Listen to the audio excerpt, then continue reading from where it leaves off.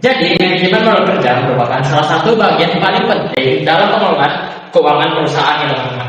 Perusahaan membutuhkan modal kerja yang cukup agar bisa membayar kewajiban jangka pendek seperti uang dagang atau biaya operasional.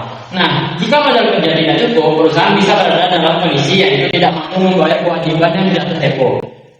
Di mana kondisi ini jika diteruskan berkepanjangan dapat menyebabkan likuidasi atau kebangkrutan pada perusahaan tersebut. Karena itulah timbal lancar harus lebih besar daripada utang lancar sehingga perusahaan memiliki margin of safety, di mana perusahaan akan memiliki tingkat keamanan finansialnya. Selanjutnya, saya Raffi Person akan menjelaskan konsep manajemen modal kerja menurut buku Sulindawati halaman 16 tahun 2017. Nah, ini terbagi dalam 3 konsep. Yang pertama, saya akan menjelaskan konsep kuantitatif.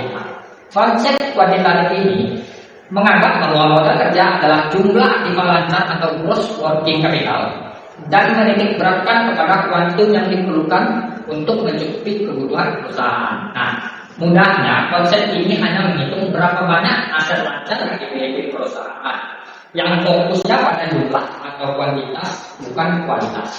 Contoh sederhananya yaitu perusahaan memiliki kas 50 juta, persediaan 20 juta, dan piutang 30 juta.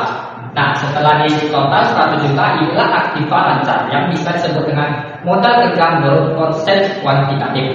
Selanjutnya, konsep kualitatif. Nah, konsep ini menitik beratkan pada kualitas modal kerja.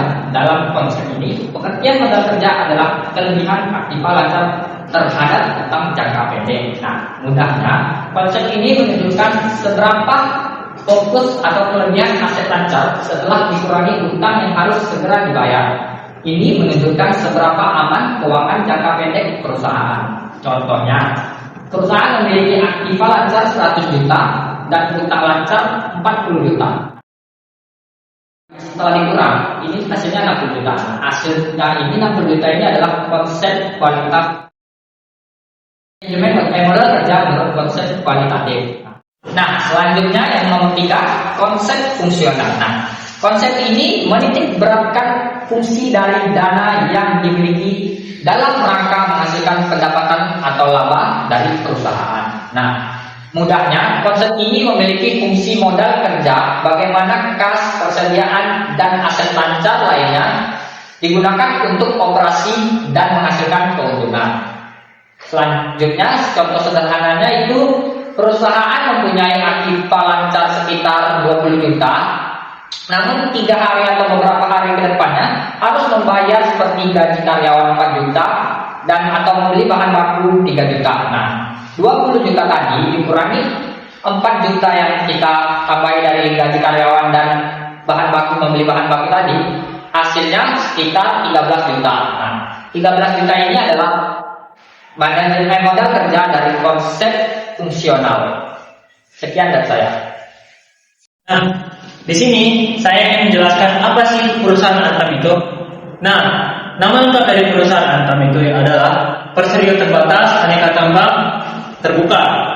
Perusahaan ini didirikan pada tahun 1968, tanggal 5 Juli, dan perusahaan ini juga bergerak di sektor dan usaha di bidang industri, logam dan mineral. Kegiatan utama dari perusahaan ini, yang pertama yaitu mengeksplorasi, dan yang kedua menambang, dan yang ketiga itu mengolah. Nah, status perusahaan ini adalah status perusahaan terbuka yang terdaftar di Bursa Efek Indonesia.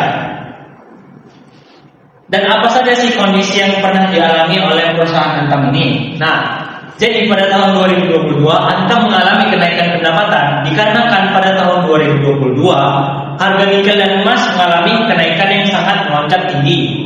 Dan pada tahun berikutnya, tahun 2023, harga dari nikel dan emas mengalami penurunan sehingga perusahaan Antam ini juga mengalami penurunan pendapatan di tahun tersebut. Next. Dan di sini kami ingin menganalisa ROE dan PER dari perusahaan Antam. Next. Baiklah, saya akan menjelaskan tentang analisis keuangan dari PT Aneka Tambang Tbk. Nah, kami di sini memakai rumus dari return on equity dan price earning ratio. Nah, sebelumnya saya menjelaskan fungsi dari ROE dan PER ini. Fungsi dari ROE di sini untuk mengukur berapa persen keuntungan yang didapat dari setiap ₹1 oleh modal pemegang saham. Sedangkan untuk rumus PER di sini adalah untuk menunjukkan berapa tahun investor untuk balik modal dari laba perusahaan jika laba perusahaan tetap sama. Nah, untuk rumus dari ROE di sini adalah laba bersih setelah pajak dibagi total ekuitas. Nah, laba bersih setelah pajak di sini bisa dilihat dari data tabel yang kami berikan ini didapat dari website IDX. Nah, untuk laba bersihnya yaitu 1.861.740 dibagi 20.837.098 dikali 100%. Yang didapat hasil yaitu 0,089 dikali 100% yaitu 8,9%. Dan selanjutnya ada rumus PER yaitu harga saham dibagi laba bersih bersaham atau EPS. Nah, harga saham di sini bisa dilihat juga dari data yang kami berikan yaitu 2.250 di tahun 2021. Dan laba bersih bersaham atau EPS nya bisa dilihat juga yaitu total ekuitas yaitu 0,077, yaitu hasilnya didapat 29.220,77. Nah, dan di sini saya ingin menjelaskan hasil dari perhitungan dari teman saya yang tadi. Nah, di sini sudah ada ROE dan PER-nya. Sini dapat kita lihat di ROE terjadinya puncak kinerja dari perusahaan Antam pada tahun 2022. Nah, itu kenapa bisa naik dan kenapa bisa melonjak tinggi kinerjanya? Dikarenakan pada tahun itu juga harga nikel global itu melonjak tinggi, sehingga laba dari perusahaan itu ikut naik dan ROE juga ikut meningkat. Nah, dan pada tahun selanjutnya, tahun 2023, perusahaan Antam ini mengalami penurunan dari ROE-nya. Itu dikarenakan harga nikel global juga ikut menurun, sehingga ROE-nya juga ikut menurun juga.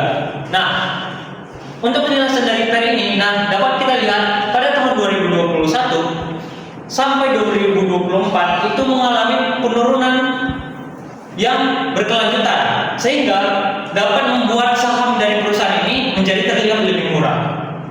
Jadi kesimpulan yang dapat saya simpulkan dari presentasi kami dari tadi yaitu Antam mengalami fluktuasi kinerja akibat perubahan harga nikel global. Terlihat dari tren ROE yang naik turun. Nah, meskipun laba tetap stabil, harga saham menurun sehingga PER menjadi rendah dan saham terlihat under value. Untuk berkembang, Antam perlu meningkatkan efisiensi biaya, memperbaiki komunikasi dengan investor, dan menjaga pendidikan dividen tetap konsisten. Langkah ini membantu meningkatkan profitabilitas, menstabilkan kinerja, dan memulihkan kepercayaan pasar. Mungkin sekian dari presentasi kami. Kurang dan lebihnya kami mohon maaf yang sebesar-besarnya. Wassalamualaikum warahmatullahi wabarakatuh.